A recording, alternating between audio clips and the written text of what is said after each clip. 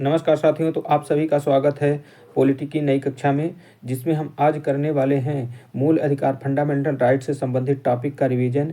इससे पहले हमने ज़्यादातर पॉलिटी के जो मुख्य टॉपिक हैं उन सभी का रिवीजन किया जा चुका है। ये दो टॉपिक अभी भी बचे हुए थे, जिसमें मूल अधिकार और नीति निर्देशक तत्व शामिल हैं, तो इनको भी हम आज के क्लास में कर लेंगे। इसके बाद ज़्यादातर टॉपिक जो हैं वो कवर हो जाएंगे, फिर कुछ छोटे मोटे टॉपिक बचेंगे जिनका भी हम रिवीजन कर लेंगे।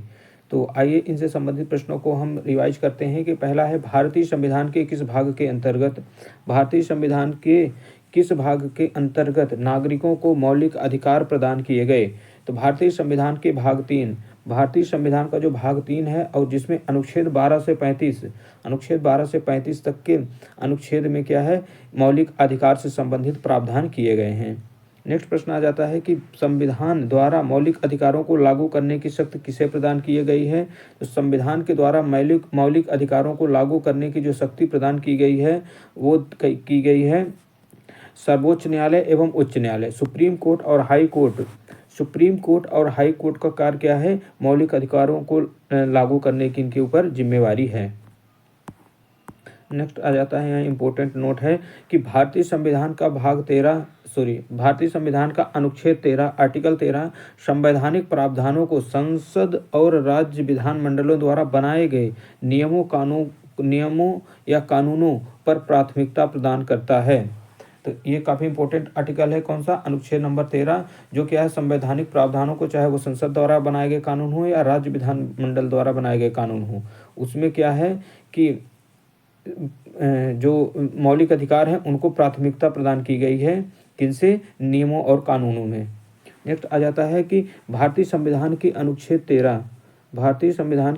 13 का मुख्य उद्देश्य किसके संदर्भ में संविधान को सर्वोच्चता सुनिश्चित करना है। तो जो अनुच्छेद 13 हमने पहले ही बताया कि ये क्या है, मौलिक अधिकारों में इसकी सर्वोच्चता को सुनिश्चित करना है कि कोई भी नियम या कानून इनसे ऊपर नहीं हो सकता। ऐसा कोई नियम या कानून नहीं बनाया जा सकता जो कि मौलिक अधिकारों का उल्लंघन करता हो।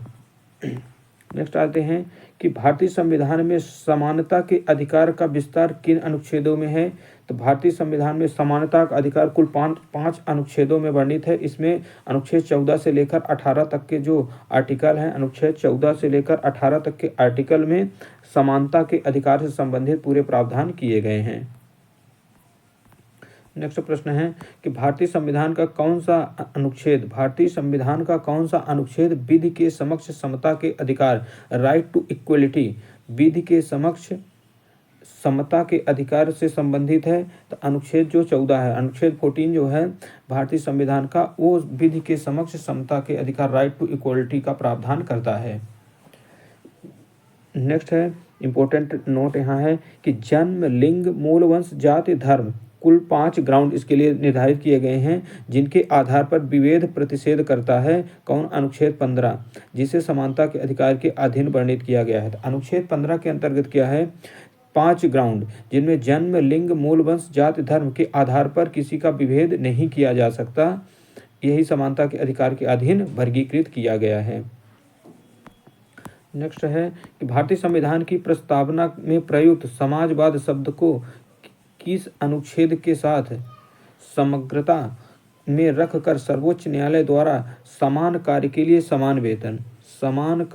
समान वेतन का मौलिक अधिकार प्रदान किया गया है।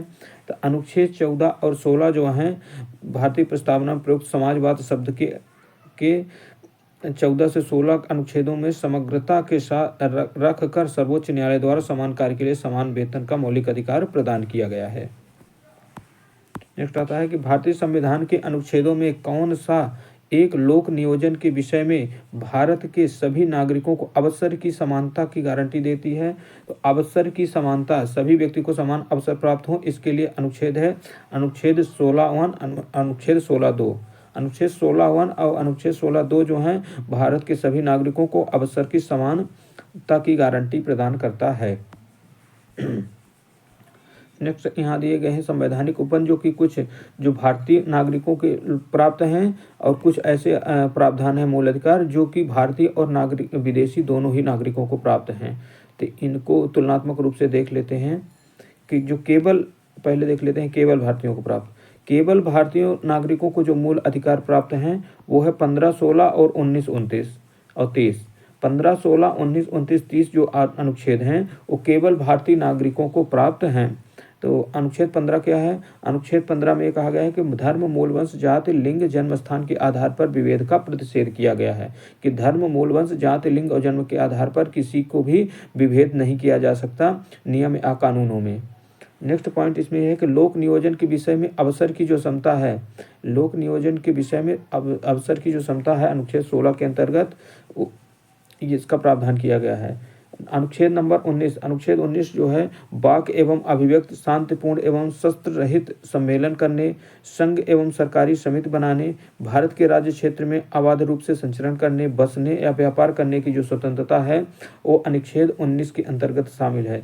तो अनुच्छेद 15, 16 और 19 और 29 और 30 जो आर्टिकल है वो केवल भारतीयों को प्राप्त मौलिक अधिकार है। ये जो मौलिक अधिकार है वो विदेशियों को प्राप्त नहीं है। अनुच्छेद 29 में क्या प्रावधान है? तो अनुच्छेद 29 में जो प्रावधान है वो अल्पसंख्यक वर्गों के हितों के संरक्षण से संबंधित प्रावधान किए गए हैं। तो ये भी इंपॉर्टेंट आर्टिकल है। अल्पसंख्यक वर्गों के हितों से संबंधित संरक्षण का प्रावधान किसमें है? तो आर्टिकल नंबर 29 में। शिक्षण संस्थाओं की स्थापना और प्रशासन करने का अल्पसंख्यक वर्ग का अधिकार के किससे संबंधित है? तो यह है अनुच्छेद 30 में। अनुच्छेद 30 में प्रावधान है कि शिक्षण संस्थाओं की स्थापना, प्रशासन करने का अल्पसंख्यक वर्गों को अधिकार प्राप्त होगा।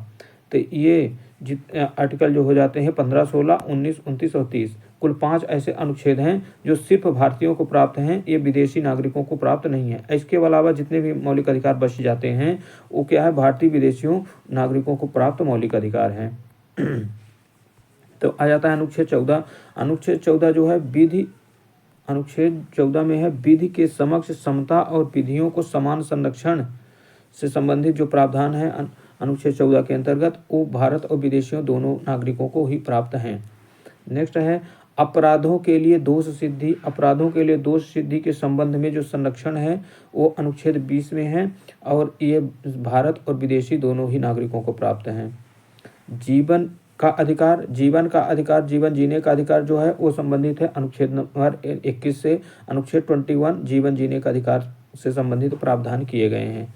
नेक्स्ट मोस्ट इंपोर्टेंट आर्टिकल है अनुच्छेद 21A। अनुच्छेद 21A जो है ये बाद में संशोधन करके जोड़ा जाता है। तो इसमें शिक्षा का अधिकार जो है, शिक्षा के अधिकार का प्रावधान किया गया है। इसे 2002 में 86वें संविधान संशोधन करके जोड़ा गया था। नेक्स्ट आता है कि कुछ दशाओं में गिरफ्तारी एवं निरोध से संरक्षण। कुछ दशाओं में गिरफ्तारी और निरोध से संरक्षण जो है वो है अनुच्छेद 22 में। अनुच्छेद 22 में प्रावधान किया गया है कुछ दशाओं में व्यक्ति को निरोध एवं गिरफ्तारी से संरक्षण प्राप्त होगा। नेक्स्ट आते हैं कि शोषण के विरुद्ध अधिकार। शोषण के विरुद्ध अधिकार जो है अनुच्छेद 23 और 24 में वर्णित हैं। तो इनसे संबंधित जो भी प्रावधान होंगे वो भारत और विदेशी दोनों नागरिकों को प्राप्त होंगे। अब धर्म एवं संस्कृति की स्वतंत्रता का अधिकार जो है 25 से लेकर 28 तक, अनुच्छेद 25 से लेकर 28 तक धर्म एवं संस्कृति की स्वतंत्रता का अधिकार है वो भारत एवं विदेशी दोनों ही नागरिकों को मौलिक अधिकार प्रदान किए गए हैं। तो अब आते हैं नेक्स्ट प्रश्नों की ओर कि संविधान के किस अनुच्छेद के अंतर्गत अस्पृश्यता, अनटचेबिलिटी को उन्मूलन किया गया? तो अनुच्छेद 17 के अंतर्गत जो अस्पृश्यता, अनटचेबिलिटी है उसका उन्मूलन करने का प्रावधान है।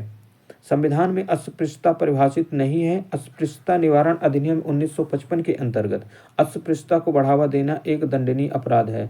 तो अस्पृश्यता को क्या है संविधान में परिभाषित तो नहीं किया गया, इसके लिए एक अधिनियम बनाया गया 1955 में, अस्पृश्यता निवारण अधिनियम 1955, जिसमें क्या है अस्पृश्यता से संबंधित बढ़ावा देना एक दंडनीय अपराध बताया गया है और उससे संबंधित जितने भी प्रावधान है वो सभी किए गए हैं। अनुच्छेद 18 का संबंध किससे है? तो अनुच्छेद 18 का संबंध जो है ये है उपाधियों के अंत से संबंधित, कि भारत में किसी को भी जैसे राजा महाराजाओं की उपाधि जो पहले प्रदान की जाती थी उनसे वो अब किसी को प्रदान नहीं की जाएगी। उपाधियों का पूरी तरह से अंत कर दिया जाएगा। सिर्फ सेना और जो शिक्षा से संबंधित होती है जैसे PhD वगैरह, इनसे संबंधित जो उपाधि हैं वो ही दी जाएगी। बाकी जितनी भी पहले उपाधियां होती थी वो सभी समाप्त कर दी गई। भारतीय संविधान के किस अनुच्छेद में वाक एवं अभिव्यक्ति की स्वतंत्रता के मूल अधिकार का प्रावधान किया गया है? तो अनुच्छेद 19(1) के अंतर्गत वाक एवं अभिव्यक्ति की स्वतंत्रता से freedom of speech and expression से संबंधित प्रावधान किए गए हैं। यही अनुच्छेद है जो भारत में प्रेस की स्वतंत्रता को भी प्रावधान करता है। तो नेक्स्ट आ जाता है कि भारत के संविधान में प्रेस की स्वतंत्रता। तो नेक्स्ट क्वेश्चन यही आ गया कि प्रेस की स्वतंत्रता, प्रेस फ्रीडम ऑफ प्रेस का प्रत्यक्ष प्रावधान नहीं है, परंतु यह स्वतंत्रता के किस अनुच्छेद में निहित है। तो ये स्वतंत्र रूप से कहीं प्रेस की स्वतंत्रता नहीं लिखी गई है, लेकिन अनुच्छेद 19(a) के अंतर्गत जिसमें वाक एवं अभिव्यक्ति की स्वतंत्रता का प्रावधान है, उसी के अंतर्गत प्रेस की स्वतंत्रता भी समाहित है। अब नेक्स्ट आते हैं अगली स्लाइड में। अनुच्छेद 19 के अंतर्गत कुल 6 स्वतंत्रताएं प्राप्त हैं, जिनको देख लेते हैं। अनुच्छेद 19 के अंतर्गत कौन कौन सी स्वतंत्रताएं प्राप्त है। तो अनुच्छेद 19(a) के अंतर्गत आ जाता है वाक एवं अभिव्यक्ति की स्वतंत्रता। तो वाक एवं अभिव्यक्ति की जो स्वतंत्रता है वो किसमें आता है। तो अनुच्छेद 19(1) के ए के अंतर्गत आता है। अब अनुच्छेद 19(1)(b) के अंतर्गत क्या आएगा। शांतिपूर्ण हथियार रहित सम्मेलन का अधिकार। शांतिपूर्ण हथियार रहित सम्मेलन का जो अधिकार है वो अनुच्छेद क्या है, 19(1)(b) के अंतर्गत है।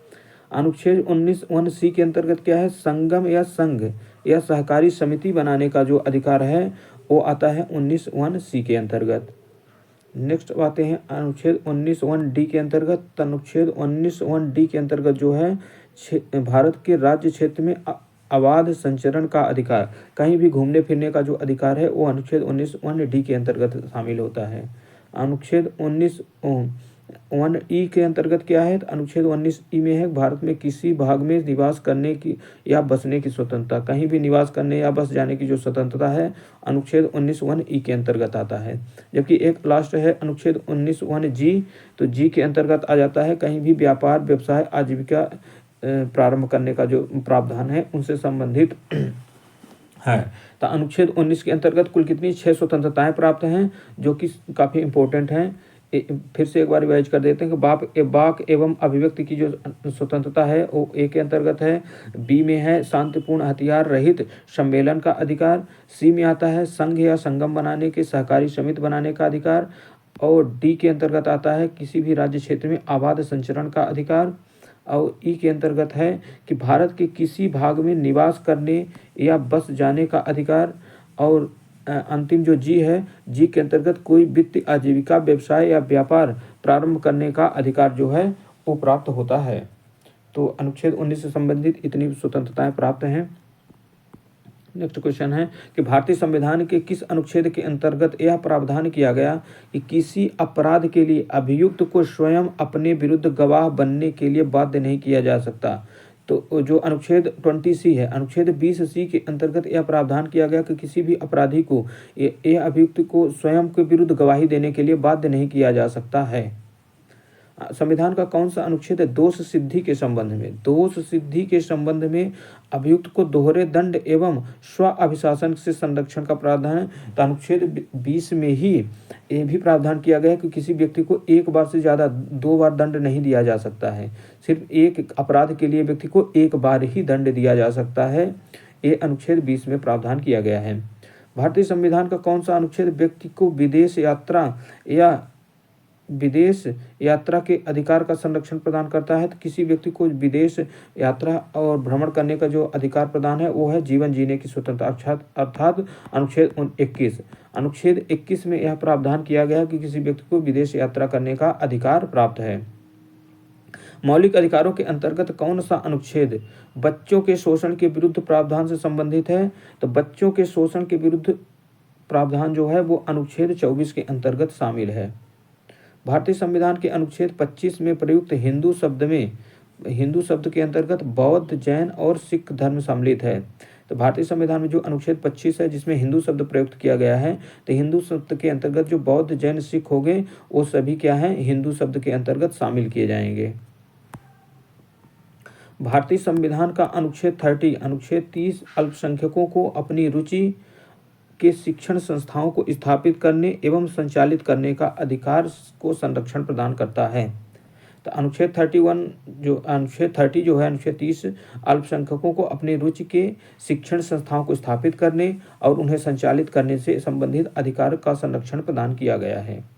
अनुच्छेद 32 वेरी इंपॉर्टेंट आर्टिकल, भारतीय संविधान के अनुच्छेद 32 के अंतर्गत कौन से अधिकार प्रवर्तित किए जा सकते हैं? तो अनुच्छेद 32 के अंतर्गत जो है मौलिक अधिकारों का प्रवर्तन किया जाएगा। मौलिक अधिकारों का संरक्षण कौन है? तो मौलिक अधिकारों का जो संरक्षण है वो है न्यायपालिका, सुप्रीम कोर्ट और हाई कोर्ट जो हैं वो मौलिक अधिकारों को संरक्षित करेंगे। डॉक्टर भीमराव अंबेडकर ने मौलिक अधिकारों में से किसे संविधान की हृदय और आत्मा कहा है? तो अनुच्छेद 32 है, जिसमें संवैधानिक उपचारों का अधिकार, राइट टू कॉन्स्टिट्यूशन रेमेडीज प्राप्त है। इसके अंतर्गत जो प्रावधान किए गए उन्हें को ही संविधान की हृदय और आत्मा कहा है। नेक्स्ट और आ जाते हैं, व्यक्तिगत स्वतंत्रता, पर्सनल फ्रीडम के अधिकार के लिए कौन सी याचिका दायर की जा सकती है? तो व्यक्तिगत स्वतंत्रता के अधिकार से संबंधित जो याचिका है वो है हैबियस कॉर्पस, अर्थात बंदी प्रत्यक्षीकरण। बंदी प्रत्यक्षीकरण जो है वो व्यक्तिगत स्वतंत्रता के अधिकार के लिए याचिका दायर की जा सकती है। संसद को मौलिक अधिकारों में संशोधन का अधिकार किस बाद में निर्णय के आधार पर हुआ है? तो संसद में मौलिक अधिकारों में संशोधन का अधिकार जो है वो केशवानंद भारती बनाम केरल बाद में केशवानंद भारती बनाम केरल बाद 1973 में मौलिक अधिकारों में संशोधन का अधिकार का आधार प्राप्त हुआ है। केशवानंद भारती बनाम केरल बाद कब हुआ था? तो ये भी काफ़ी इंपॉर्टेंट है, 1973 में यह बाद आया था।